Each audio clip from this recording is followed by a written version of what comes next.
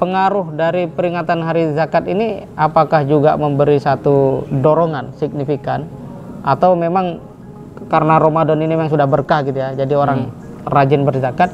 Nah, ini seperti apa potret zakat dari masa ke masa? Kira-kira dampak terhadap masyarakat itu seperti apa? Apakah 30% itu masih ajak di situ, masih tetap, atau mungkin ada peningkatan gitu ya dari angka 30% ini. Nah, ini juga menjadi ukuran nanti bagi kita, apakah masyarakat ini sudah tersadarkan atau lebih banyak membayarkan zakatnya di bulan Ramadan atau di bulan-bulan yang lain.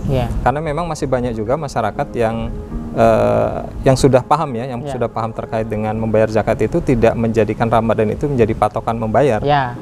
Jadi dia sesuai haulnya saja.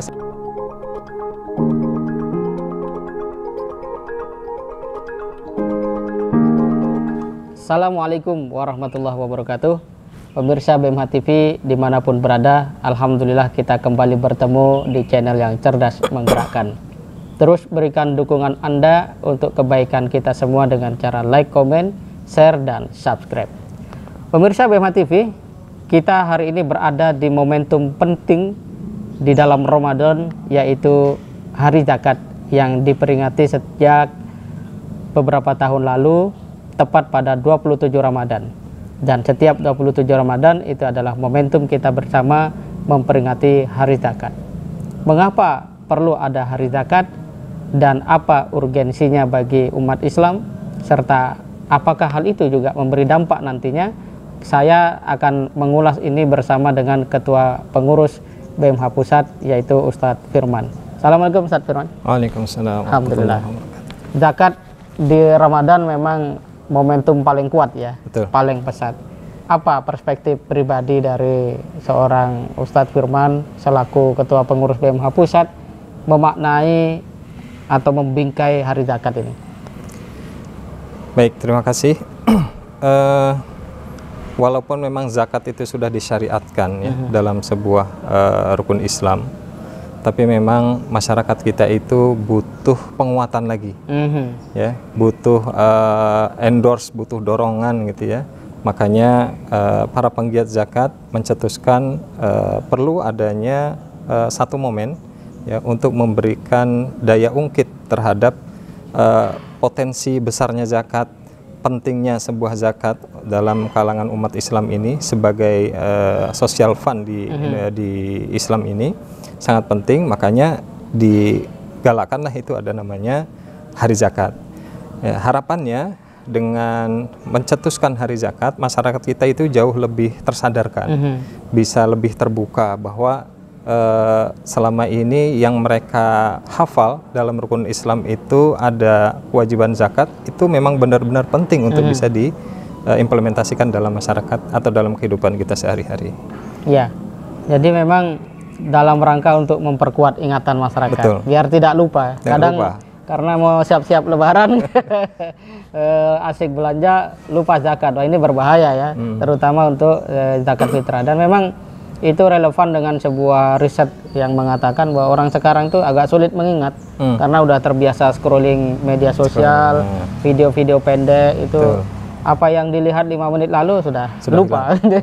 Jadi relevan bahwa hari zakat ini perlu hadir meskipun umat Islam tahu bahwa zakat itu rukun Islam. Betul. Nah, biasanya ketika Ramadan itu aktivitas zakat masyarakat meningkat. Betul. Mulai dari terutama zakat mal ya. Walaupun orang itu dalam pembukuan ekonominya banyak menggunakan kalender yang umum, bukan hijriah gitu, tetapi rata-rata ingin membayar zakatnya di bulan Ramadan. Nah, pengaruh dari peringatan hari zakat ini apakah juga memberi satu dorongan signifikan, atau memang karena Ramadan ini memang sudah berkah gitu ya, jadi orang rajin berzakat? Nah, ini seperti apa potret zakat dari masa ke masa, terutama pasca pandemi inilah? Ya, memang dari pengalaman BMH beberapa tahun, di bulan Ramadan ini memberikan kontribusi yang cukup besar, ya, di kontribusi penghimpunan secara akumulasi tahunan. Ya. Jadi Ramadan itu mendapat atau mengambil porsi kurang lebih 30% kalau di BMH ya, mungkin di lembaga zakat yang lain sedikit berbeda. Jadi 30% target tahunan itu tercapai di bulan Ramadan ya. Mungkin ada yang sebagian 50, ada yang 40 dan lain sebagainya.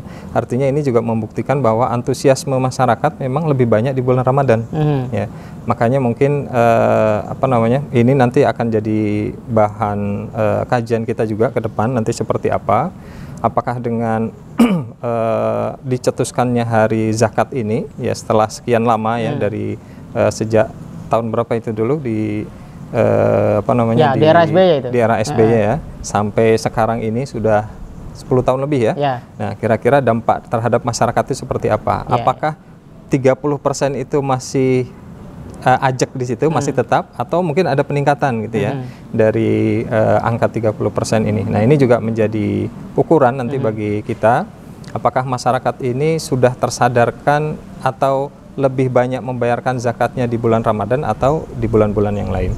Karena memang masih banyak juga masyarakat yang sudah paham ya, yang sudah paham terkait dengan membayar zakat itu tidak menjadikan Ramadan itu menjadi patokan membayar. Ya. Jadi sesuai haulnya saja, sesuai haulnya nanti di bulan Rajab ya dia ngasih Rajab, Desember ya Desember. Tapi sebagian besar masyarakat kita masih menjadikan momen Ramadan ini menjadi sebuah momen yang wah ya untuk bisa bersedekah, untuk bisa berbagi, karena mereka tahu Ramadan ini bulan yang berlipat-lipat pahalanya nih, jangan disia-siakan. Makanya mungkin lebih condong mereka memberikan zakat, donasi dan lain sebagainya itu di bulan Ramadan. Betul, karena memang ada Tapi harapan kita masyarakat ke depannya bisa paham bahwa menyalurkan zakat itu tidak harus di bulan Ramadan, kecuali zakat fitrah ya. Kalau zakat fitrah dikasih wajib di luar Ramadan itu nggak boleh. Iya, betul. Karena memang dalam hadis itu disebutkan amaluhu mudha'afun. Jadi kalau beramal di bulan Ramadan itu memang diperlipat gandakan. Dan orang sepertinya mungkin menunda tidak baik gitu, menyegerakan bagus ya. Itu. Tapi mungkin sebagian mengambil tindakan di Ramadan sudah diukur kali. Betul. Iya kan, sudah diukur sehingga dia bisa perkirakan. Nah, sejauh ini sinergi seperti apa yang diperlukan untuk zakat ini betul-betul berdampak luas gitu ya, berdampak nyata. Karena kalau kita lihat ini belakangan tantangannya kembali pada aspek mendasar, yaitu soal pangan. Krisis pangan tuh di mana-mana gitu. Betul. Bahkan saya dengar-dengar BMH nanti kalau kurban juga akan coba bundling dengan pangan gitu.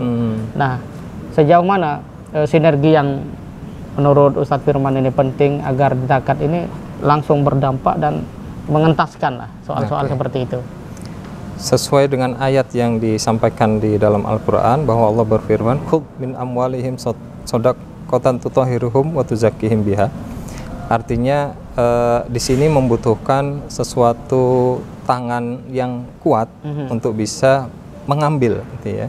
Nah, potensi yang begitu besar di Indonesia itu sampai saat ini belum mencapai 10% dari target yang sudah, bukan dari target, dari potensi. Dari potensi yang 300-an triliun itu kita baru di angka 30-an triliun ya.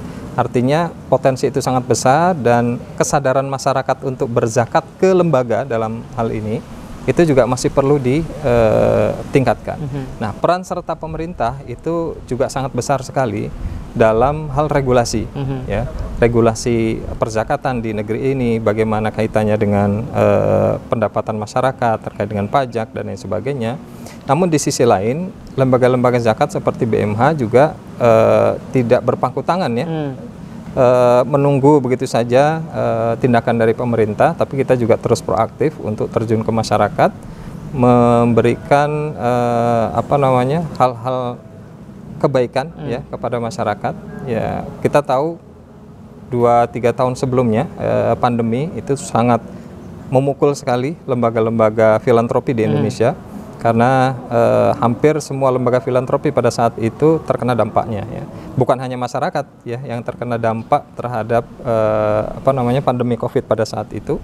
Penghasilan mereka berkurang, mereka tidak bisa bekerja ya, bahkan yang mujaki turun sebagian. Bahkan ya yang memberikan donasinya pun yang tadinya sekian turun jadi separohnya atau bahkan hanya 10%. Nah, itu juga dampak yang sangat luar biasa. Nah, harapannya memang ke depan BMH akan terus memberikan program-programnya tadi yang disampaikan.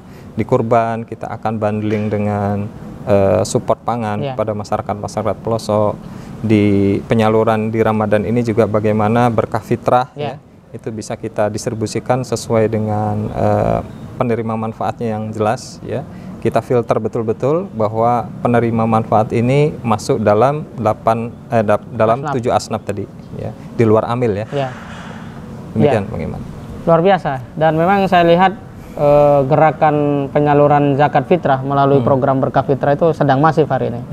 Ya, di Bontang saya lihat itu disampaikan ke komunitas disabilitas dan tunanetra, dan memang ini kelompok yang memang harus disupport. Ya, tidak ada keberdayaannya itu terbatas gitu kan, karena situasi tersebut. Kemudian juga sampai di Papua Selatan, di distrik di sebuah desa namanya Desa Kumbe, itu di Merauke. Sekitar ya 3 jam kalau dari Merauke itu. Nah, ini saya lihat program berkah fitrah juga sangat meluas. Nah, seperti apa zakat fitrah di BMH ini? Ya, alhamdulillah tiap tahun antusiasme masyarakat untuk menyalurkan zakat fitrahnya cukup tinggi ya. Terlihat dari peningkatan dari tahun ke tahun jumlah baik muzakinya maupun nilainya gitu ya. Karena memang dari sisi kewajiban ini kan kewajiban semua orang ya, baik yang punya harta miliaran maupun yang punya harta yang cukup sampai makan besok ya. Artinya kewajiban zakat fitrah ini merata ya. Tidak, kalau zakat mal itu kan hanya diberlakukan atau diwajibkan bagi yang sudah melebihi nisab. Tapi kalau zakat fitrah itu wajib bagi siapa saja yang masih mencium udara Ramadan atau mau mencium udara Syawal di esoknya. Ada kelapangan rezeki ya. Dia masih sanggup untuk makan besok, maka masih punya kewajiban untuk memberikan zakat fitrah. Dan ini juga terus kita upayakan dengan proses donasi yang dari berbagai macam channel ya kita punya, baik itu transfer manual maupun dengan crowdfunding ya, dengan jemput dan lain sebagainya, itu semua kita lakukan.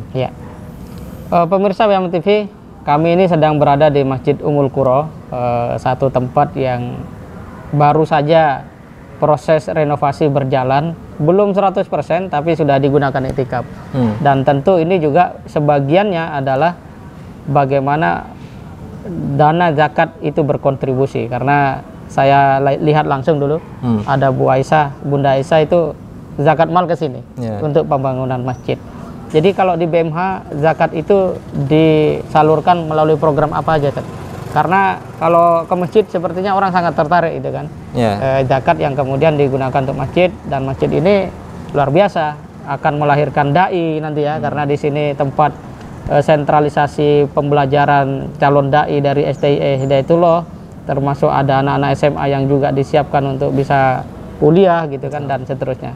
Seperti apa, Sat? Ini untuk gambaran masyarakat. Saya kalau zakat ke BMH itu dipakai apa aja sih? Kemana aja sih gitu? Secara garis besar program BMH itu ada 4 ya. Ada ekonomi, pendidikan, dakwah, dan sosial ya. Jadi penyaluran dana-dana masyarakat ini yang zakat yang masuk ke ke BMH ini akan kita salurkan ke 4 pilar program tadi. Ya, ada yang ekonomi ya, tapi untuk ekonomi BMH tidak terlalu masif ya, masih fokus banyak di pendidikan dan dakwah. Ya, salah satunya adalah support pembangunan renovasi masjid, baik yang di pelosok maupun di tempat ini ya contohnya. Dan ini juga bentuknya adalah request ya. Ada donatur yang saya mau zakat tapi zakatnya diberikan, atau muqayyad ya, zakat muqayyad, zakat yang terikat untuk disalurkan ke masjid ya, kita salurkannya ke masjid ya. Seperti kemarin Ibu Aisyah memberikan zakat malnya dalam event ulang tahunnya kalau nggak salah waktu itu ya, ke 65 memberikan zakatnya, sehingga zakatnya dikomitmenkan untuk renovasi masjid. Kita amanahnya ya, dari amanah beliau seperti itu kita jalankan. Ya, kalau donatur-donatur yang memberikan donasi zakatnya melalui baik media sosial, crowdfunding maupun web donasi kita, itu kan mereka tidak mencantumkan ya. Artinya kita punya kewenangan lebih untuk bisa mengatur itu semua. Karena dipercaya. Karena dipercaya. Kita bisa memberikan ke dakwah di sektor dakwah, di sektor pendidikan dan lain sebagainya. Ya, luar biasa. Pemirsa BMH TV, inilah perbincangan kita dengan Ketua Pengurus BMH Pusat, Ustadz Firman Zainal Abidin, dan kita melihat bahwa hari zakat ini memiliki urgensi untuk kita semua sadar. Barangkali yang melihat video ini lupa atau belum ingat bahwa dirinya belum bayar zakat. Nah, segera aja zakat kan gitu. Nanti teman-teman BMH bisa dibantu kemana masyarakat bisa menyampaikan zakatnya melalui saluran yang tersedia di deskripsi. Dan sahabat sekalian, seperti yang kita ketahui bahwa zakat masih memiliki ruang terbuka yang penting bagi kita semua untuk ikut berkontribusi. Tadi disampaikan dari potensi 300 triliunan, kemudian realisasinya masih menjelang 10%. Gitu. Menjelang 10%. Ya, menjelang 10%. Ini merupakan sebuah bentangan medan yang penting untuk kita telusuri bersama-sama, kita atasi bersama-sama sehingga zakat di Indonesia pada akhirnya mampu menjadi pilar ya pengentasan kemiskinan, pembangunan manusia. Dan seperti disampaikan oleh Kang Maman ketika bertemu dengan Menko PMK Pak Profesor Muhajir, bahwa dalam urusan mengatasi kemiskinan negara tidak bisa bermain sendiri dan perlu keterlibatan, salah satunya adalah lembaga amil zakat. Jadi kepercayaan Anda berzakat melalui BMH itu juga merupakan bagian penting untuk ikut berkontribusi mengatasi berbagai persoalan di negeri ini. Sampai jumpa pada perbincangan yang akan datang. Terima kasih. Assalamualaikum warahmatullahi wabarakatuh. Waalaikumsalam.